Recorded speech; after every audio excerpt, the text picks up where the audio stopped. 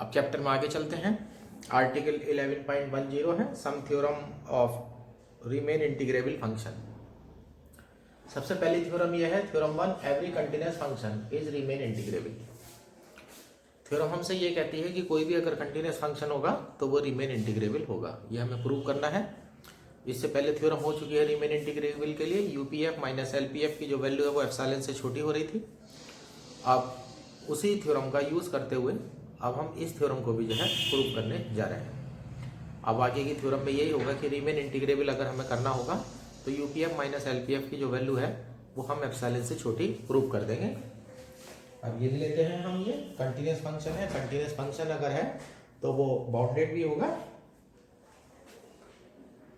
Proof let F be continuous on close interval A B is to implies. अगर continuous function है तो bounded होगा ही होगा। F is bounded in close interval A comma B. Function जो है bounded हो चुका है। तो अब हम एक पार्टीशन की तैयारी करते हैं और एक एप्सिलॉन की तैयारी करते हैं। For given epsilon greater than 0 there exists a partition p is equal to a is equal to x naught comma x1 dot dot xr minus 1 comma xr dot dot xn is equal to b of close interval a comma b such that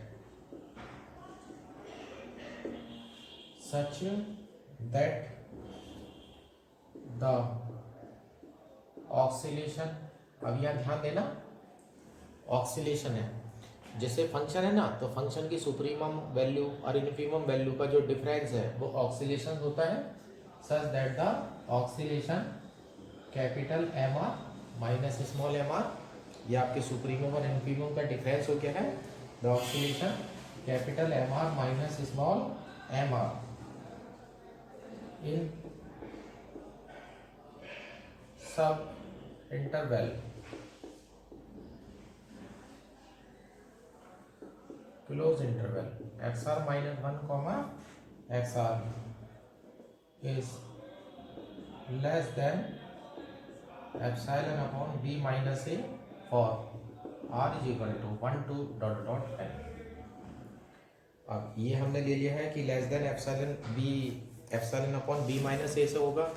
अब जो last की definition है उसमें हमें UPF minus LPF less than epsilon prove करना है। तो यहाँ पर एप्सिलॉन के डिनोमिनेटर में बी माइनस ए लिया गया है। तो इसका मतलब है जब यूपीएफ माइनस एलपीएफ हम निकालेंगे तो मल्टीप्लाई में हमारा बी माइनस ए आएगा और वो जब कैंसिल हो जाएगा तो हमारा एप्सिलॉन जो रिजल्ट है वो हमारा वापस मिल जाएगा। एक आसान थ्योरम है ये। हमारे पार्टीशन हमने पी ले लिया है, क्लोज इंटरवल पी का हमने पार्टीशन ले लिया है और सच दैट द ऑक्सीलेशन, यानी कि अगर हम किसी भी सब इंटरवल में, ये आर सब इंटरवल है और आर इज इक्वल टू हमने डाल दिया है 1 to डॉट डॉट एन, यानी कि कभी किसी भी सब इंटरवल में जाकर के अब फंक्शन अगर बाउंडेड है तो वो इनफाइनाइट वैल्यू तो प्राप्त नहीं कर सकता है।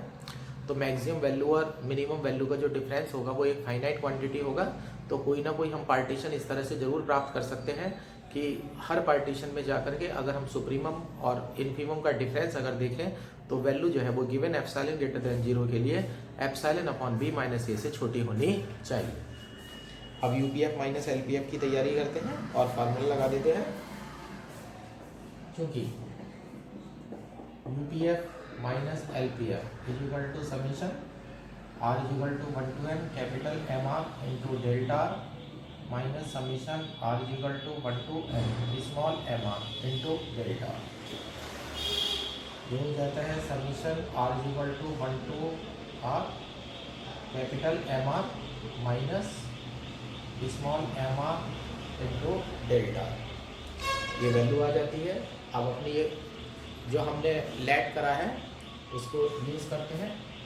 चूँकि capital M R minus small M R less than epsilon upon B minus A और R equal to 1 to dot dot N. अब ये वैल्यू यहाँ डाल दीजिएगा और R equal to 1 to dot dot N सबके लिए है।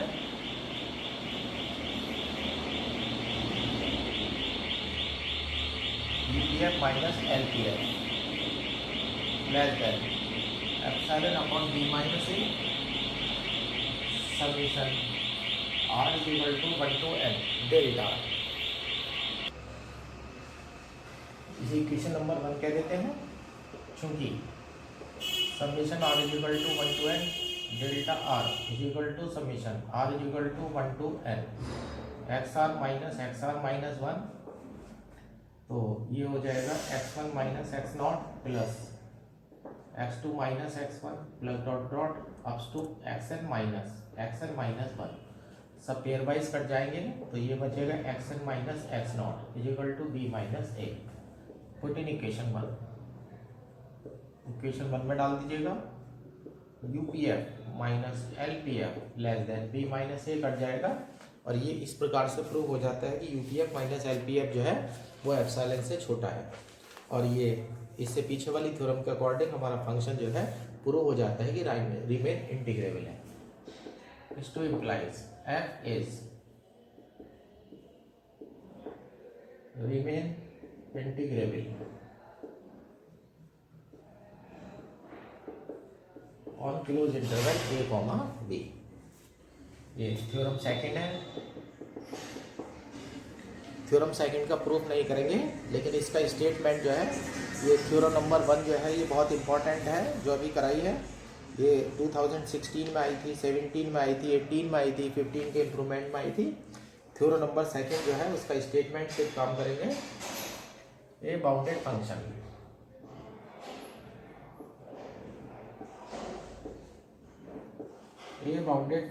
f is remain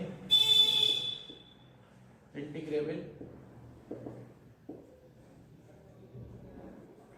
on close interval a comma b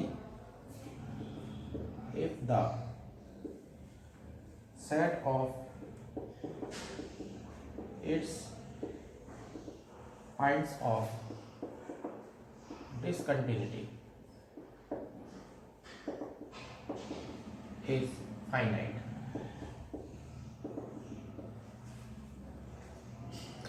इस थ्योरम नंबर सेकंड का सिर्फ स्टेटमेंट लेंगे, प्रूफ इसका नहीं करेंगे।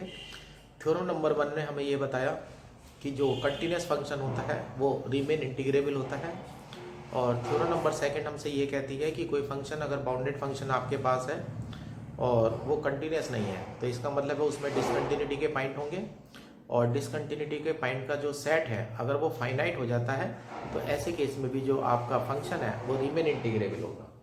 देखिएगा, A bounded function F is Riemann integrable on close interval A B if the set of its point of discontinuity is finite. यानी कि जितने भी पॉइंट पर डिसकंटिन्यूटी निकल रही है, डिसकंटिन्यूस फंक्शन जितने भी पॉइंट पर है उसका जब आप सेट बनाएंगे तो वो फाइनाइट अगर आ जाता है तो आप कह सकते हैं कि फंक्शन जो है आपका रिमेन इंटीग्रेबल है।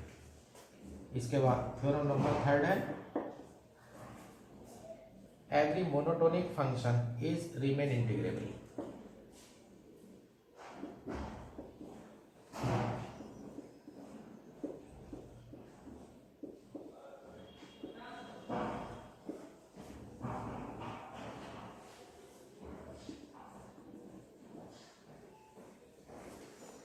अब जो थ्योरम नंबर 3 है वो आपसे ये कहती है कि every monotonic function is Riemann integrable.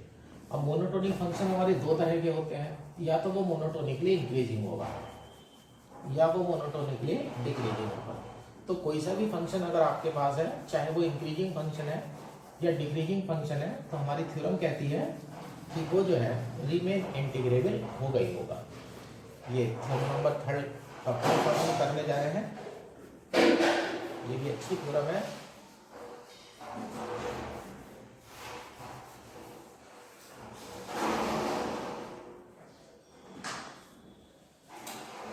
अब मोनोटोनिक फंक्शन अगर है तो हमें इंक्रीजिंग या डिक्रीजिंग में से कोई सा एक कंसीडर करना पड़ेगा। प्रूफ इंक्रीजिंग का केस ले लेते हैं। Let f is A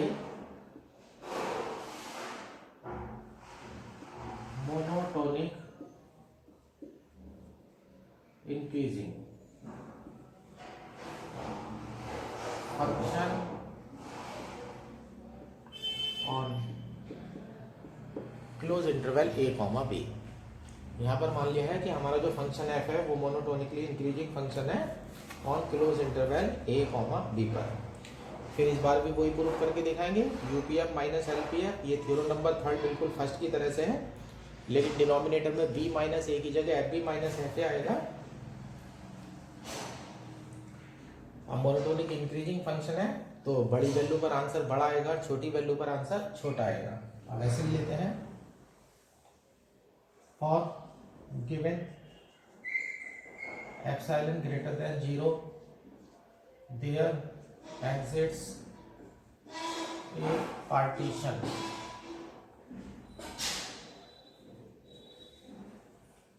p is equal to x naught comma x1 dot dot xr minus 1 comma xr dot dot xn is equal to b of close interval a comma b such that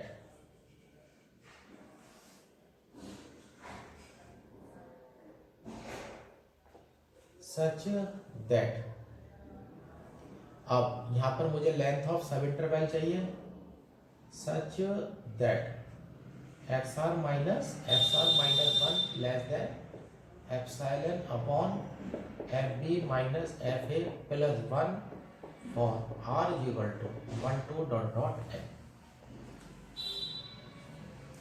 अब देख लीजिएगा, epsilon greater then अगर 0 है तो हमें कोई ना कोई पार्टीशन ऐसा मिल जाएगा इस close interval a comma b का कि इनमें से कोई सा भी सब इंटरवल अगर हम लेंगे तो उसकी जो लेंथ होगी, यहाँ तो आर एच सब इंटरवल लिया गया है और यहाँ r equal to 1 2 dot dot N डाल दिया गया है, तो एक्सआर माइनस 1 की जो वैल्यू होगी वो लेस देन होगी epsilon upon F B minus F A plus 1 से। ये इक्वेशन नंबर 1 हो जाती है। अब यूपीएफ माइनस एलपीएफ की तैयारी करते हैं। फंक्शन इंक्रीजिंग फंक्शन लिया गया है, तो इंक्रीजिंग फंक्शन अगर है तो बड़ी वैल्यू पर सुप्रीमम आएगा और छोटी वैल्यू पर जो है वो इनफीमम आएगा। अब ऐसे लिख लेते हैं,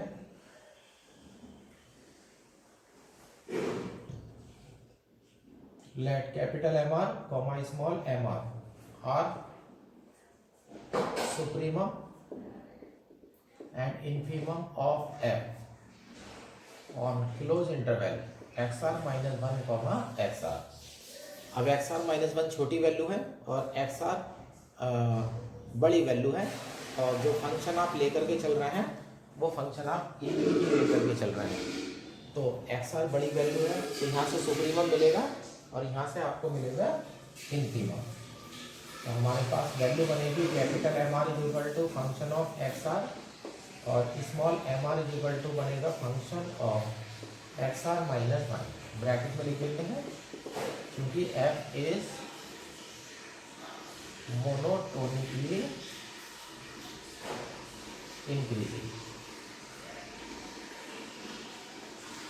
इंक्रीजिंग फंक्शन है तो बड़ी वैल्यू पर बड़ा आंसर आएगा, छोटी वैल्यू पर छोटा आंसर आएगा। अब तैयारी करते हैं यूपीएफ माइनस एलपीएफ की, क्योंकि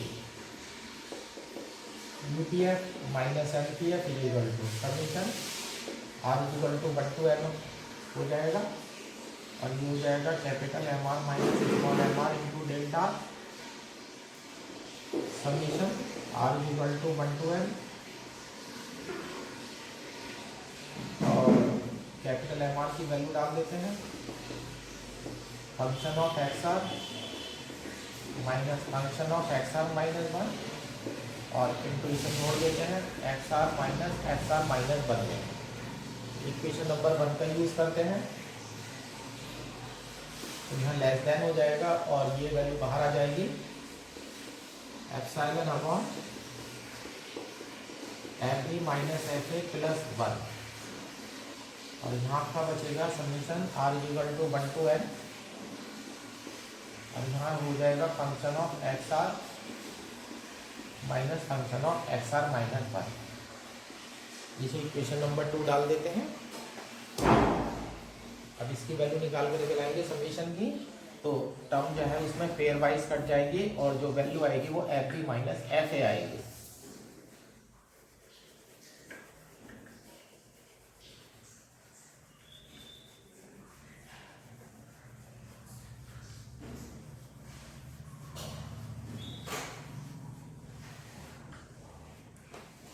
वैल्यू निकालते हैं।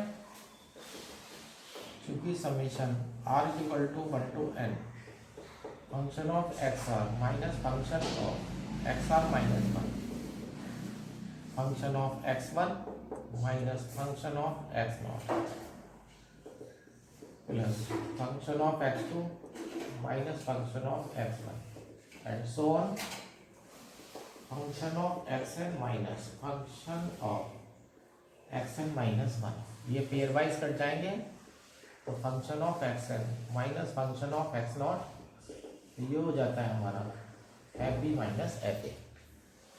अब देखिएगा ये वैल्यू fb माइनस fa है। अब इक्वेशन नंबर 2 से चलते हैं।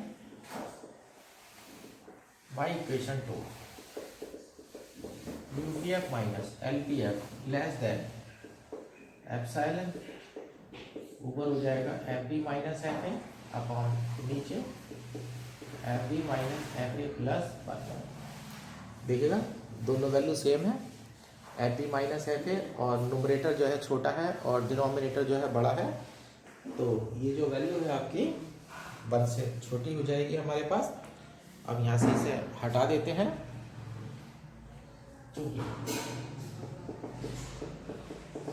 fb minus fa upon fb minus fa plus 1 छोटा होगा 1 से।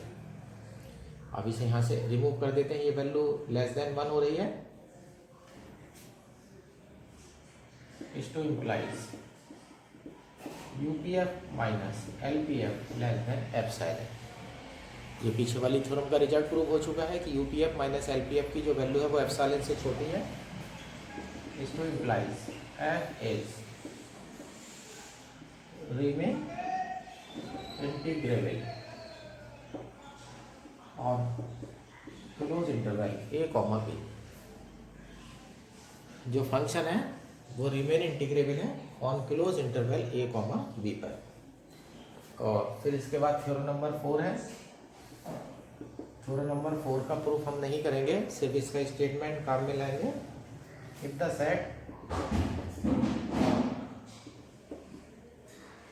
The set of points of discontinuity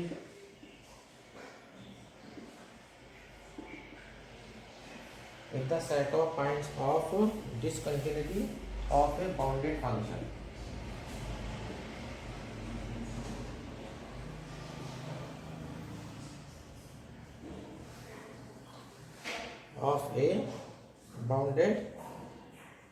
function has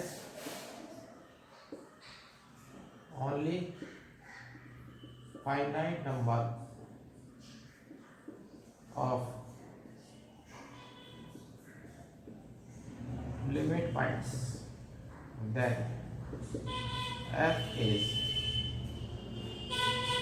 remain integrable।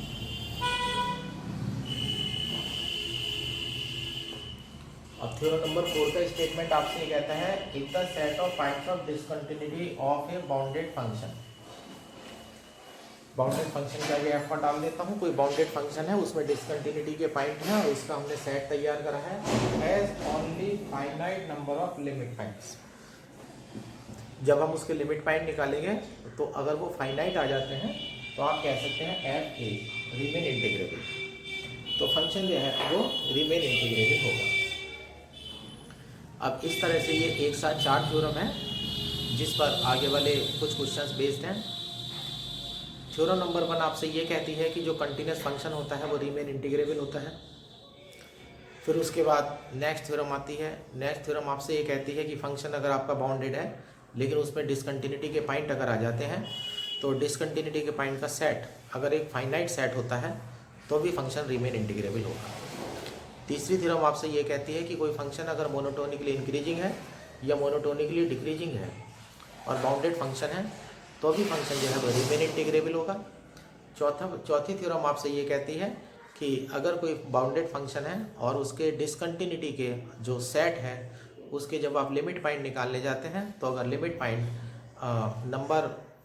Point संख्या में निश्चित आ जाते हैं तो ऐसे केस में भी जो फंक्शन है वो रिमेन इंटीग्रेबल होगा।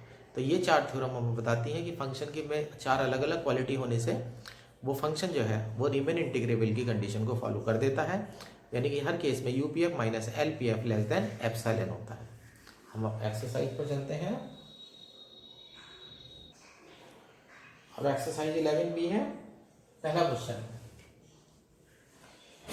If F is a function defined on close interval 0,1 F X is equal to 1 है, इफ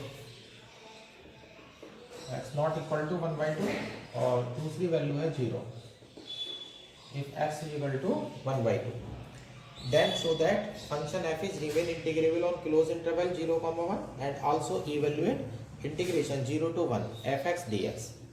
प्रूव करके दिखाना है कि फंक्शन जो है वो रीमेन इंटीग्रेबल है और इंटीग्रेशन की वैल्यू भी निकालनी है।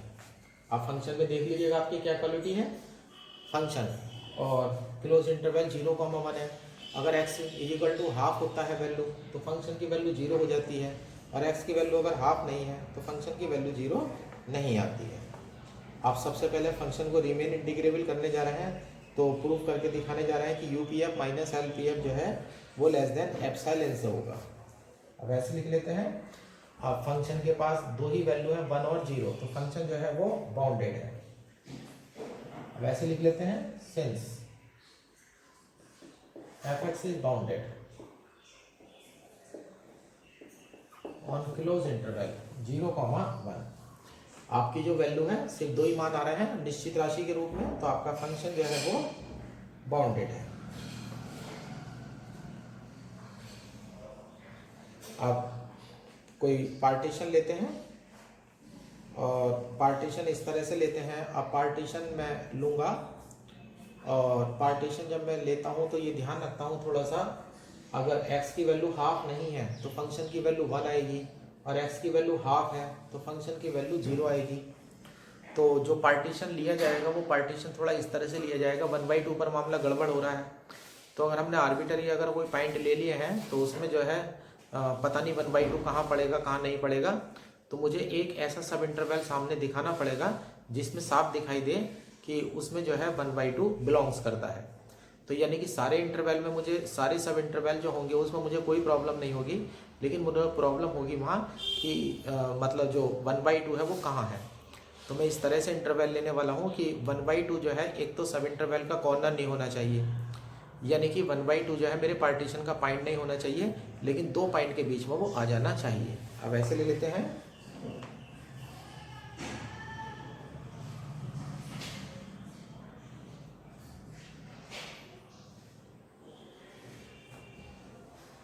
लेट p इक्वल टू ऐसे ले लीजिएगा x0 comma x1 dot dot xr minus 1 comma xr dot dot xs minus 1 comma xs dot dot xn।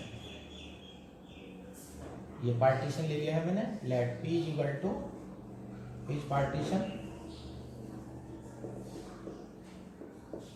Of close interval 0,1 such that, अब इसमें मैं प्रॉपर्टी डालने जा रहा हूँ एक तरह से, इन पार्टीशन ऑफ 0,1 सच दैट। अब मैं ये मान करके चलूँगा कि इनमें से कोई सा भी पॉइंट 1/2 नहीं है, और मैं इसके बीच में 1/2 डाल लेता हूँ। Such that 1/2 belongs to open interval xs minus 1 comma xs। अब देखिएगा इस ओपन इंटरवल के अंदर मैंने 1/2 डाल दिया है, तो यानी कि जितने भी पॉइंट मेरे सामने लिखे हुए हैं, जितने भी बिंदु मेरे सामने लिखे हुए हैं, इसमें से कोई भी 1/2 नहीं हो सकता, और 1/2 इन दोनों के बीच में फंस चुका है। अब हमें जब यूपीएफ माइनस एलपीएफ तैयार करना होता है तो आपको पता ही है कि सुप्रीमम में से इन्फीमम हमें घटाना होता है। अब यहाँ से ले लेते हैं सुप्रीमम माइनस इन्फीमम। अब सुप्रीमम माइनस इन्फीमम के लिए ऐसे ले लेते हैं, let capital M R comma small M R R supremum and infimum on close interval xr minus 1 comma xr और r equal to 1 to dot dot n। अब हम वैल्यू तैयार करते हैं UPF minus LPF, UPF minus LPF जब तैयार करेंगे तो summation R equal to 1 to n आ जाएगा, capital MR minus small mr आ जाएगा और इनटू में हो जाएगा डेल्टा XR। ये हो जाएगा summation R equal to 1 to n capital MR minus small mr XR minus 1। अब R equal to 1 to dot dot डालना शुरू करोगे इसमें से, तो आप इसमें से, लेकिन इस वाले पॉइंट का ध्यान रखना, इस वाले का, इसका सुप्रीम और इन्फीमम जो है वो अलग अलग डालने जा रहे हैं। अब हम यहाँ पर अब हम इसे ऐसे तोड़ेंगे, वैल्यू रखनी शुरू कर देते हैं, capital M1 minus small m1 x1 minus x0 plus capital M2 minus small m2 x2 minus x1 plus dot dot R वाला लाते हैं, capital MR minus small mr XR minus 1 plus dot dot, ऐसे ही आगे चलते हैं। अब लाते हैं MS minus small ms x minus x minus 1, ये ले आते हैं और प्लस सबसे लास्ट वाला capital MN minus small mn xn minus 1। सबसे लास्ट वाला पॉइंट जो है ऐप पे नहीं हो रहा है, थोड़ा सा नीचे कर देता हूँ।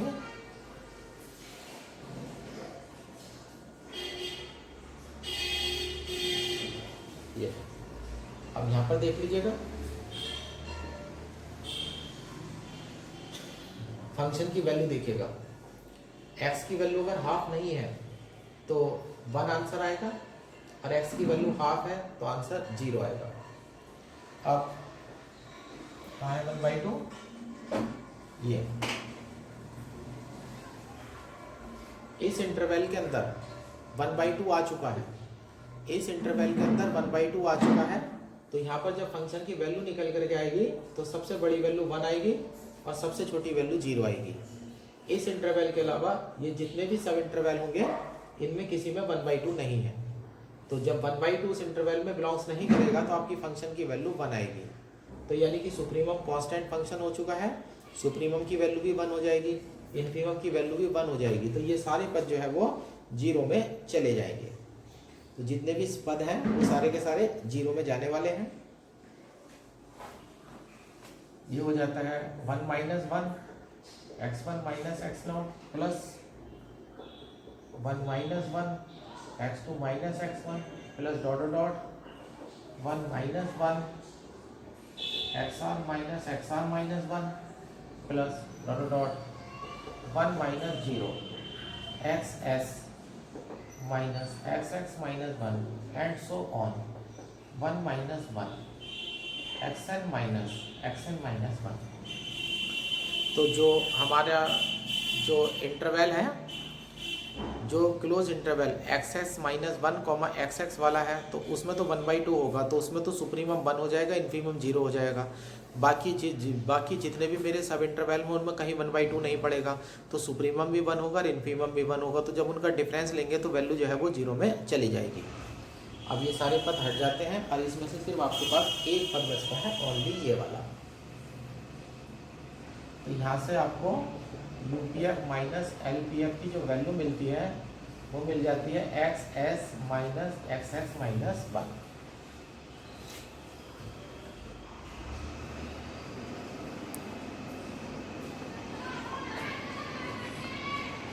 अब ये सब इंटरवल है, अब एप्सिलॉन की वैल्यू लेने जा रहे हैं, इसे इक्वेशन नंबर 1 कह देते हैं। आप लिख देते हैं for epsilon greater than 0 we choose a partition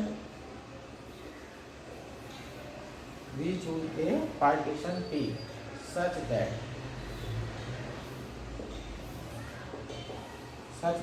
1/2 is interior point of one of its sub interval whose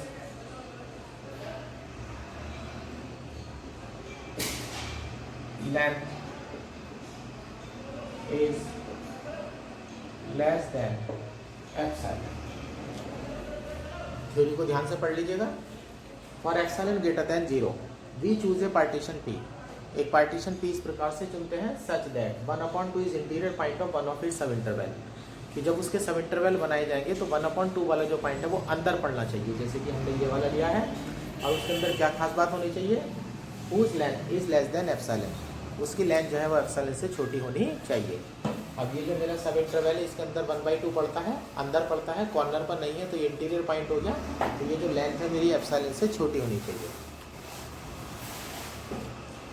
इस implies xs minus 1 less than epsilon by equation 1। UPF minus LPF less than epsilon is to implies f is remain integrable on closed interval 0,1। अब यहाँ सिद्ध हो चुका है कि हमारा function जो है वो रीमेन इंटीग्रेबल है, और रीमेन इंटीग्रेबल अगर है तो लोअर रीमेन इंटीग्रल या अपर रीमेन इंटीग्रल कोई सा भी निकाल देखते हैं जो भी। और प्रॉब्लम जरा 1/2 का है ना, कि 1/2 कौन से सेट में बिलोंग करेगा, तो कौन से सब इंटरवल में बिलोंग करेगा।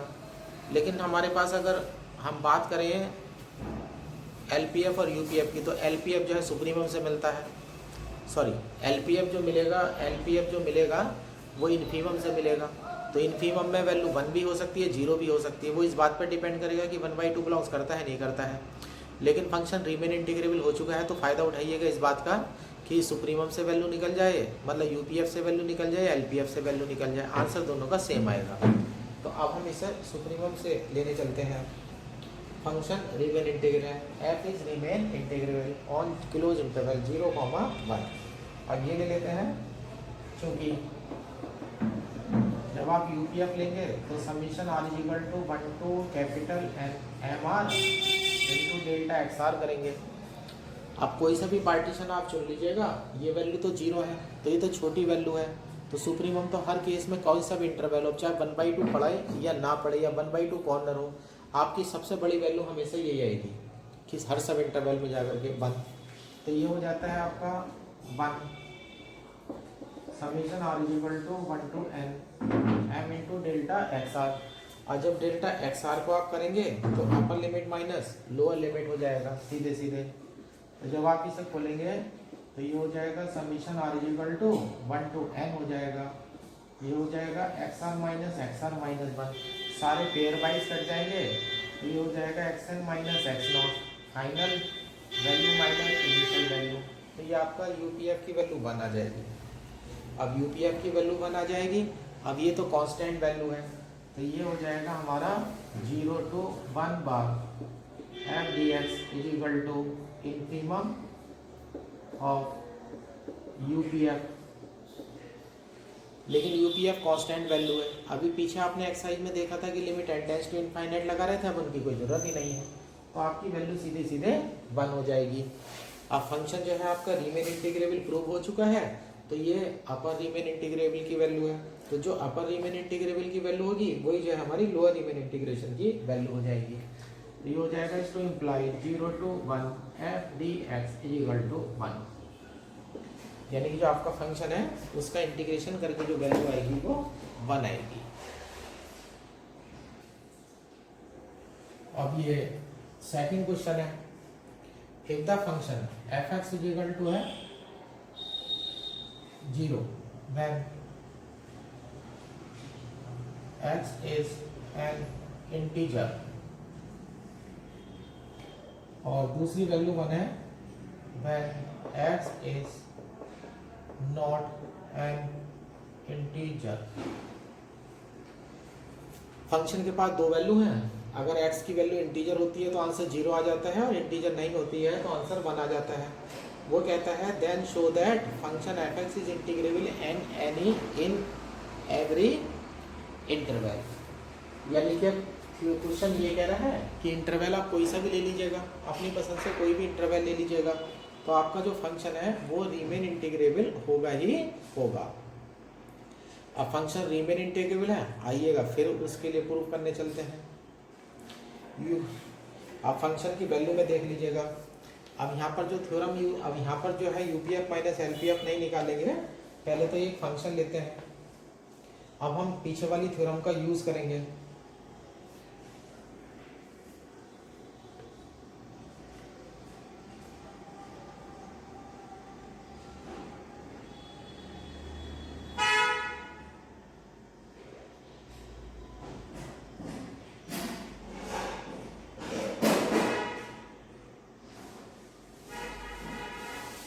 अब इसके लिए थ्योरम का हम ये यूज करेंगे। एफ एक्स की वैल्यू 0 आ रही है, जब एक्स इंटीजर है तो वैल्यू 0 आ रही है, और एक्स इंटीजर नहीं है तो वैल्यू आ रही है 1। तो यानी कि जितने भी इंटीजर पर आप जाएंगे तो वहाँ पर आपको फंक्शन डिसकंटिन्यूअस मिलेगा।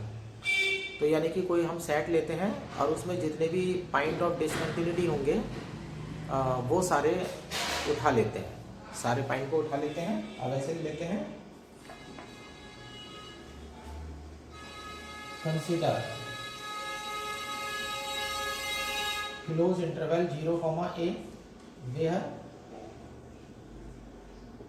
a greater than 0 and a belongs to z।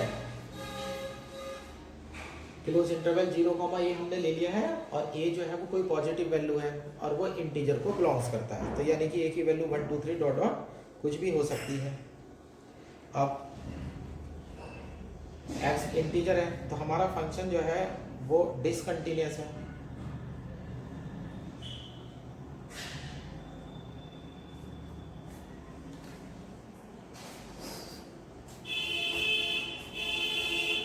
fx is discontinuous, fx is discontinuous at all integers as, अगर fx प्लस 1 करेंगे, सॉरी राइट हैंड लिमिट ले लेते हैं, limit h tends to 0, fx plus h करेंगे तो value 1 आएगी, limit h tends to 0, fx minus h करेंगे तो भी वैल्यू 1 आएगी, but fx is equal to आएगा 0 where x is any integer. तो किसी भी इंटीजर पर जाकर के अगर मैं अपने फंक्शन की वैल्यू देखता हूँ तो मेरी वैल्यू 0 आ जाती है, और इंटीजर से थोड़ा आगे जाकर के मैं राइट हैंड लिमिट लेने जाता हूँ तो मेरी वैल्यू 1 आ जाती है, और लेफ्ट हैंड लिमिट लेने जाता हूँ तो मेरी वैल्यू 1 आ जाती है। तो इस प्रकार से जितने भी इंटीजर वाले पॉइंट होंगे उन पर आपका फंक्शन जो है वो कंटिन्यूअस नहीं है। तो यानी कि जितने भी इंटीजर मिलेंगे ये सारे पॉइंट ऑफ डिसकंटिन्यूटी होंगे। अब डिसकंटिन्यूटी के जो पॉइंट हैं उनका सेट बना लेते हैं। Therefore, set of discontinuous points is 0 आएगा, 1 2 dot dot a on closed interval 0, a। Therefore, set of discontinuous points is 0, 1, 2 dot dot a, और 0, a को भी हमने इंटीजर डाला है तो 0 से लेकर के a तक जितने भी इंटीजर होंगे उन सब पर जो आपका पॉइंट होंगे, जितने भी इंटीजर आएंगे सब पर आपका जो फंक्शन होगा वो डिसकंटिन्यूअस होगा। तो ये सभी वो बिंदु आ चुके हैं जहाँ पर आपका फंक्शन कंटिन्यूअस नहीं है, और ये सेट एक निश्चित राशि है क्योंकि a एक फाइनाइट क्वांटिटी है। तो हमारी थ्योरम ये कहती है कि अगर थ्योरम नंबर 2 ये कह रही थी कि सेट ऑफ डिसकंटिन्यूअस पॉइंट अगर फाइनाइट हो जाता है तो हमारा फंक्शन जो है वो रीमेन इंटीग्रेबल हो जाता है। सिंस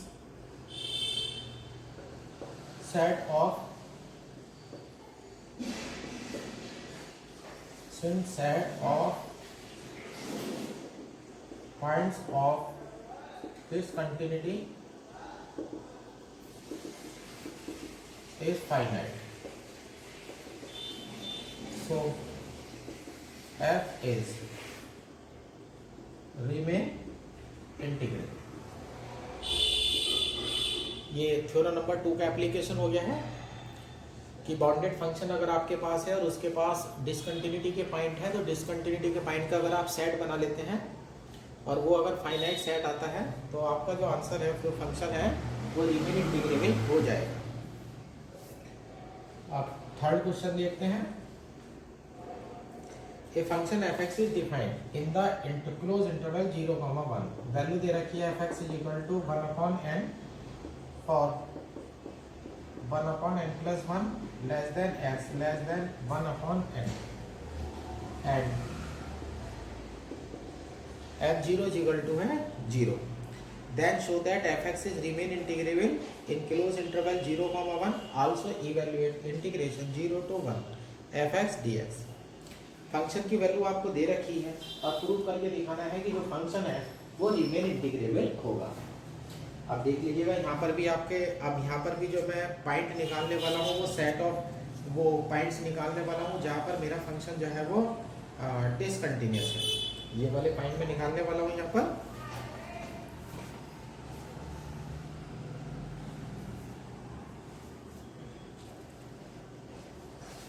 अब इस तरह से देख लीजिएगा 1/n plus 1 है और x है। यहाँ 1/n पर मैं चेक करने जाऊंगा और मेरा क्लोज इंटरवल 0, 1 है। अब ऐसे ले लेते हैं, इसमें एक पॉइंट और बढ़ा लीजिएगा, रिप्लेस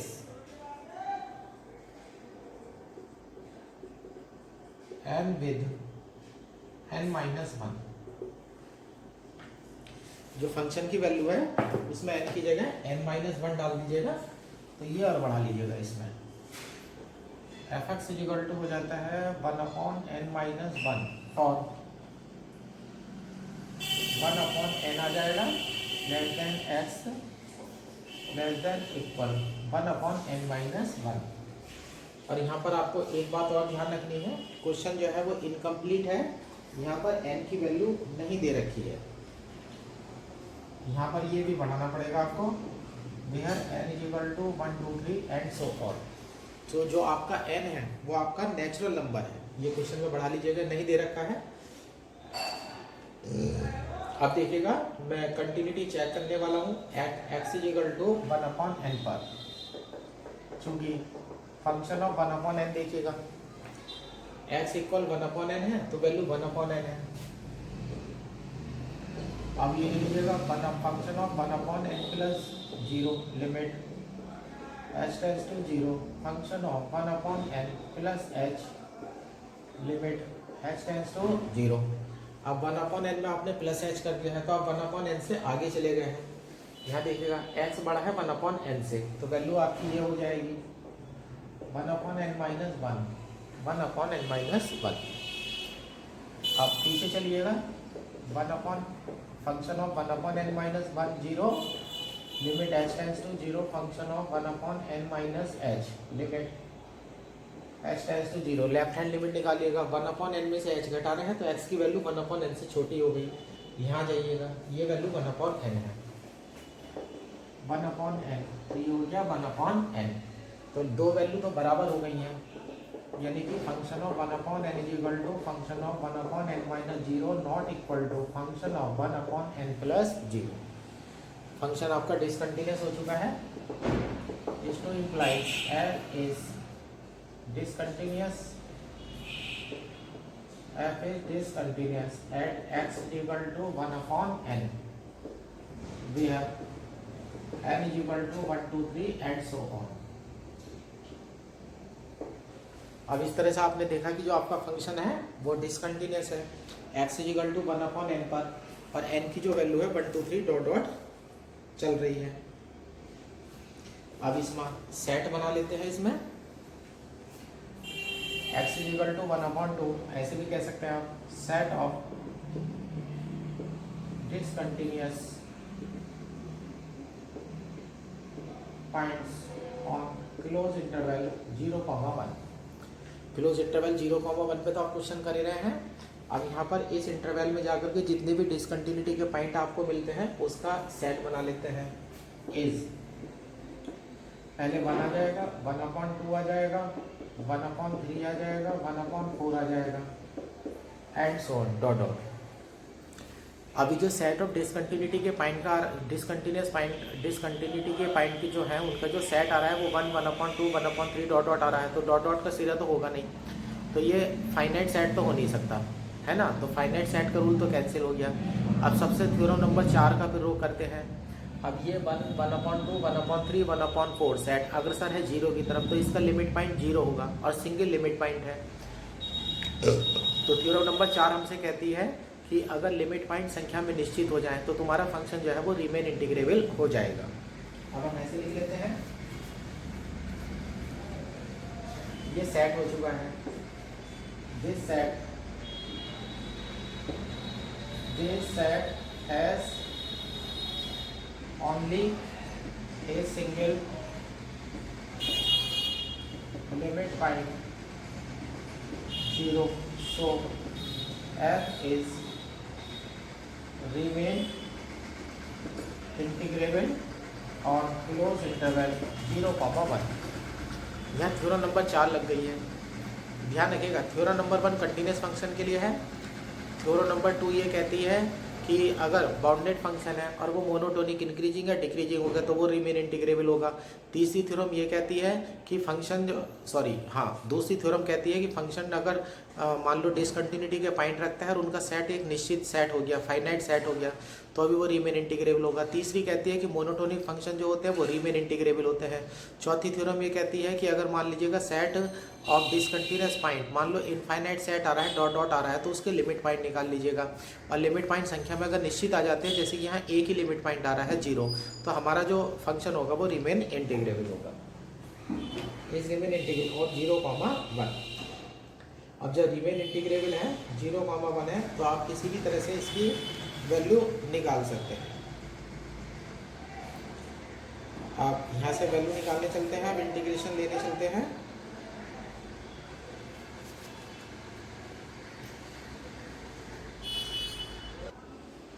इंटीग्रेशन के वैल्यू के लिए आप देख लीजिएगा, आपको चाहिए इंटीग्रेशन 0 to 1 fx dx।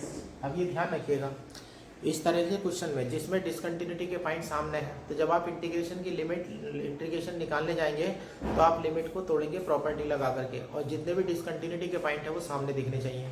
आप देखिए डिसकंटिन्यूटी का 3 है, 1/4 है। अब 1 से 0 जाना है, आपको पीछे की तरफ बढ़ना है, ध्यान रखना, आगे की तरफ नहीं बढ़ना है, पीछे की तरफ बढ़ना है। अब 1 है, फिर 1/2 है, फिर यानी कि लिमिट उल्टी टूट रही है, ये है समझ लीजिएगा। 1/2 से 1 f dx प्लस 1/2 से 1/3 f dx प्लस 1/3 से 1/4 f dx plus dot dot. अब जैसे इंटीग्रेशन तोड़ते जाएंगे तो इसी तरह से जब इंटीग्रेशन तोड़ते जाएंगे तो लास्ट में जो है वो 0 की तरफ अग्रसर हो जाएगा। तो यानी कि जो डेफिनेट इंटीग्रल की प्रॉपर्टी होती है उसे हमने अप्लाई कर दिया है, लेकिन उल्टा करके लिखा गया है, क्योंकि 0 तो इधर की तरफ पड़ेगा ना, तो इधर आना तो पॉसिबल नहीं है, लेकिन 1 से 1/2, 1/2 से 1/3, 1/3 से 1/4 डॉट डॉट करके हम 0 की तरफ बढ़ते चले जाएंगे। अब यहाँ पर हम फंक्शन की वैल्यू लेने जा रहे हैं, तो इंटीग्रेशन 1/2 से 1 है। अब यहाँ देखिएगा, इस लाइन में आइएगा, अब 1/2 से क्या जा रहे हैं आप, 1 जा रहे हैं, तो 1/2 से अगर आप 1 जा रहे हैं तो यहाँ पर आपको n की जगह डालना पड़ेगा 2। अब यहाँ n की जगह 2 डालेंगे तो ये 1/2 हो जाएगा और यहाँ हो जाएगा 1, तो यहाँ जब 2 डालेंगे तो 1/2 - 1 यानी कि 1 आ जाएगा, ये हो जाता है 1 dx प्लस। अब आगे चलते हैं 1/3 से 1/2। अब 1/3 से 1/2 जब आप वैल्यू निकालने जाएंगे तो यहाँ n की जगह आप डालेंगे 3 डालेंगे, जब 3 डालेंगे तो यहाँ हो जाएगा 1/2 dx प्लस ऐसे ही 1/4 से 1/3। अब यहाँ आप n की जगह डालेंगे 4, तो ये हो जाएगा यहाँ पर 1/3।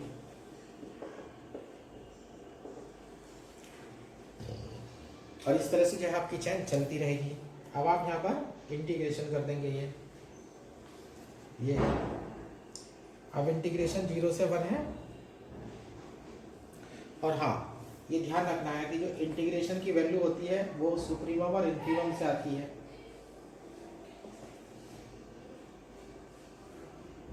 अभी डॉट डॉट अब यहाँ पर चलेगा।